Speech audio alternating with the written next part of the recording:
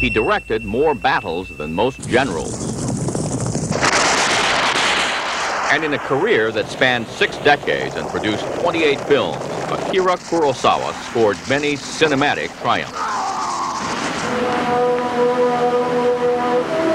His achievement in the East inspired imitation in the West. In his most famous picture, an outnumbered band of samurai saved a small village from invaders.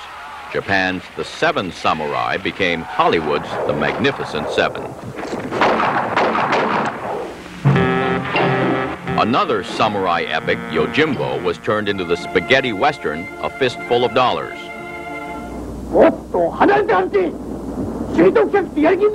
And these two bickering peasants in The Hidden Fortress inspired the creation of 2 squabbling robots in George Lucas's Star Wars. You'll be malfunctioning within a day, you nearsighted scrap pile.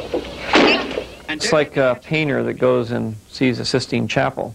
I mean, you are just influenced by the sheer brilliance of it, of his work.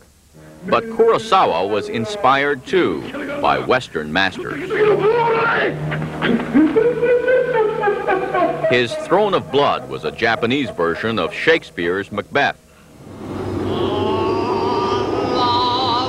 And one of his last films, Ran, was an adaptation of King Lear. By then, Kurosawa had become a figure of Shakespearean dimensions himself. All his films ask the same question, which is, why can't human beings be happier? And I think that's why many critics have described him as a humanist director, someone with great concern, compassion for the human condition. Kurosawa's 1950 film Rashomon, for example, was about the elusiveness of truth, a story told 4 times in 4 different ways. It was his first international success.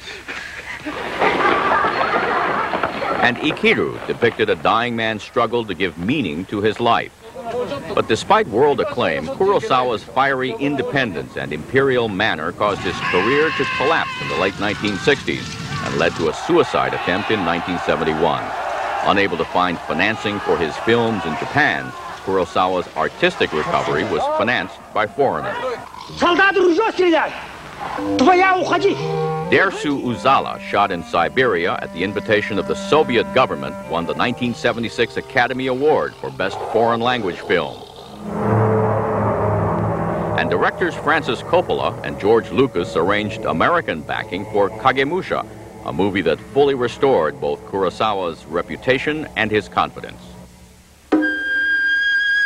In 1990, he directed one of his last movies, Dreams, perhaps his most personal statement based on his own dreams. And he was given a special Oscar in honor of his life's work. Kurosawa was not able to thank his American audience in English, but in the universal language of film, few have ever spoken so eloquently. Ken Kashiwahara, ABC News, Hollywood.